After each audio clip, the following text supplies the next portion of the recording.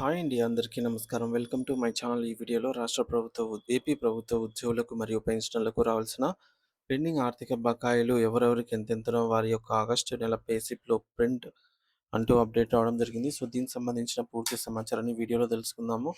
Video అయితే ఎక్కడే కానీ స్కిప్ చేయకుండా ఎండ్ వరకు చూసినప్పుడు ఇన్ఫర్మేషన్ పూర్తిగా అర్థమవుతుంది. అలాగే వీడియో చూస్తున్న ప్రతి ఒక్కరు వీడియోకి లైక్ చేయండి ఫ్రెండ్స్. ఈ వీడియోని తోటి ఉద్యోగ, పెన్షనర్ మిత్రులతో అయితే షేర్ చేయండి.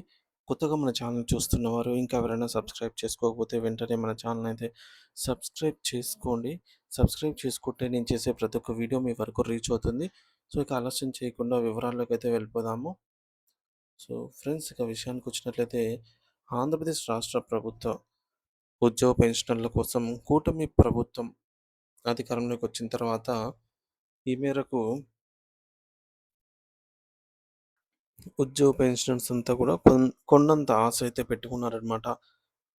సో, కూటమి ప్రభుత్వం వస్తే తమ ఏళ్లనాటి సమస్యలు పరిష్కారం అవుతాయని, గతంలో అనుభవించిన ఇబ్బందులన్నీ తొలగిపోతాయని వారు ఎంతో నమ్మకంతో అయితే ఉన్నారు.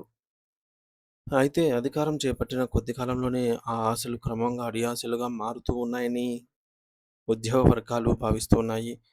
ప్రస్తుతం రాష్ట్రంలో కనిపిస్తున్న పరిస్థితులు ప్రభుత్వ వైఖరి ఉద్యోగ లోకాన్ని తీవ్ర నిరాశకి మరియు ఆవేదనకు గురిచేస్తూ ఉన్నాయి. AP JAC Amaravati chairman Bopparaju Venkateswarlu గారు ప్రభుత్వం అనుసరిస్తున్న ఈ మొండి వైఖరిని అత్యంత తీవ్రంగా తప్పుపట్టారు. ఎన్నికల సమయంలో ఉద్యోగులకు ఇచ్చిన హామీలను అమలు చేయడంలో ప్రభుత్వం విఫలమవుతోందని ఆయన స్పష్టం చేశారు.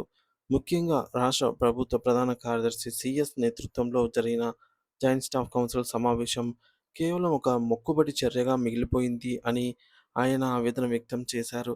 ఆ సమావేశంలో సుదీర్ఘంగా చర్చించిన అనేక కీలక అంశాలను ఆ తర్వాత జరిగిన రాష్ట్ర కేబినెట్ మీటింగ్‌లో కనీసం ప్రస్తావించకపోవడం అనేది ఉద్యోగ సంఘాలను విస్మరించడమేనని వారు భావిస్తూ ఉన్నారు.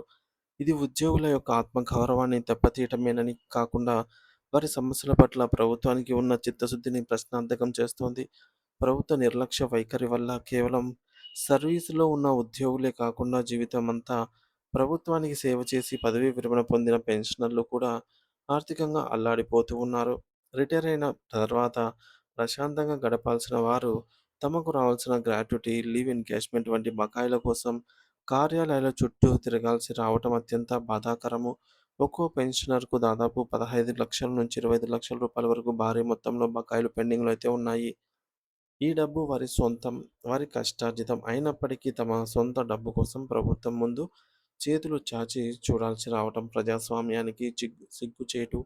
కొందరు పెన్షనర్లు తమ జీవితకాలపు ప్రయోజనాలు కళ్ళు చూడకుండానే కన్నుమూయటం ప్రభుత్వానికి ఒక మాయని మచ్చగా మిగిలిపోతోందని బొప్పరాజు గారు హెచ్చరించారు. ఈ జాప్యం వల్ల ప్రభుత్వానికి ప్రజల్లో మరియు ఉద్యోగుల్లో చెడ్డ పేరు వస్తోందని, తక్షణమే ఈ యొక్క బకాయిలను క్లియర్ చేయాలని డిమాండ్ చేశారు. ఈ నేపథ్యంలో ఏపీ జేఏసీ అమరావతి కార్యవర్గం ఏకగ్రీవంగా కొన్ని కఠిన నిర్ణయాలు తీసుకుంది. సమస్యల పరిష్కారం కోసం కేవలం అధికారుల స్థాయిలోనే సాధ్యం కాదని, ఇందులో రాజకీయ నాయకత్వం జోక్యం చేసుకోవాలని వారు కోరుతూ ఉన్నారు.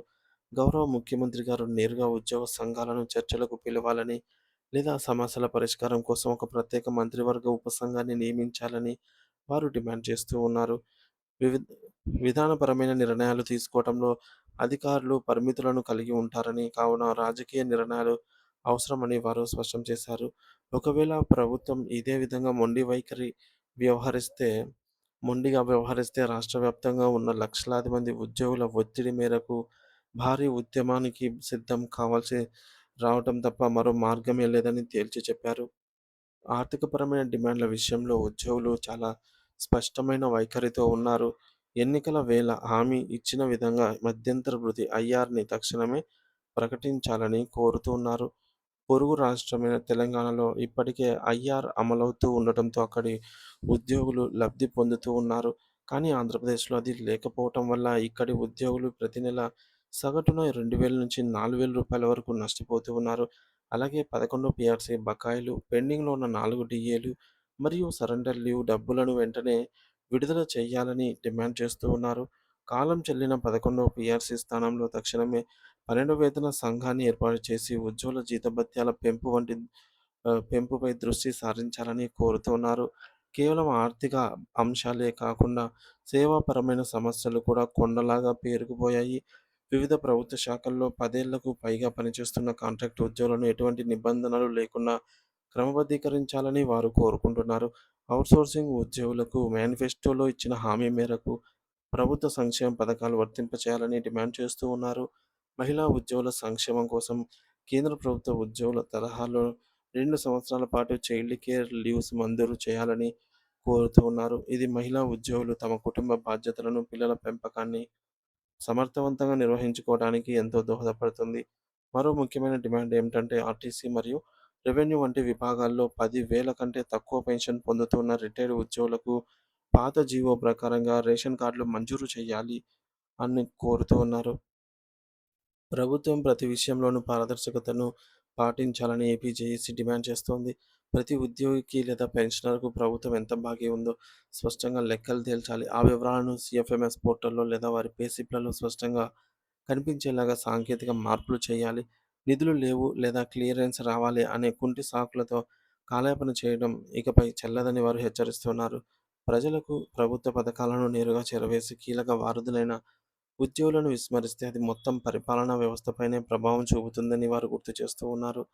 చివరగా ప్రభుత్వంపై ఒత్తిడి పెంచి తమ హక్కులను సాధించుకోవడానికి ఏపీజేఏసీ అమరావతి తన సంస్థాగత నిర్మాణాన్ని మరింత బలోపేతం చేస్తోంది.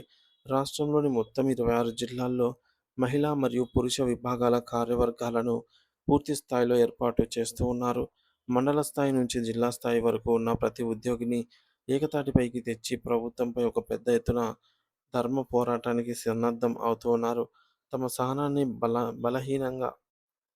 బలహీనతగా భావించవద్దని, ప్రభుత్వం తక్షణమే స్పందించి చర్చలు ప్రారంభించకపోతే రాష్ట్రవ్యాప్త ఉద్యమ సెగలు తప్పవని బొప్పరాజు వెంకటేశ్వర్లు గారు తీవ్ర స్థాయిలో హెచ్చరించారు.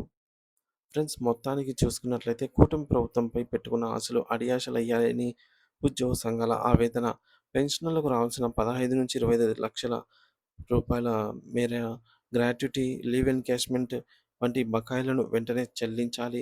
అలాగే మధ్యంతర భృతి, ఐఆర్ ప్రకటన, 12వ పీఆర్సీ ఏర్పాటు, 4 పెండింగ్ డీఏల విడుదల, అలాగే కాంట్రాక్టు ఉద్యోగుల క్రమబద్ధీకరణ, ఔట్‌సోర్సింగ్ ఉద్యోగులకు సంక్షేమ పథకాల వర్తింపు చేయాలి. మహిళా ఉద్యోగులకు 2 సంవత్సరాల పాటు చైల్డ్ కేర్ లీవ్ సదుపాయాన్ని కల్పించాలి.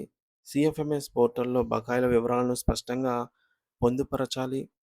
ఉద్యమ హెచ్చరిక: ప్రభుత్వం చర్చలకు పిలవని పక్షంలో రాష్ట్రవ్యాప్త ఉద్యమానికి సిద్ధం అంటున్న ఏపీ జేఏసీ అమరావతి నేత బొప్పరాజు వెంకటేశ్వర్లు.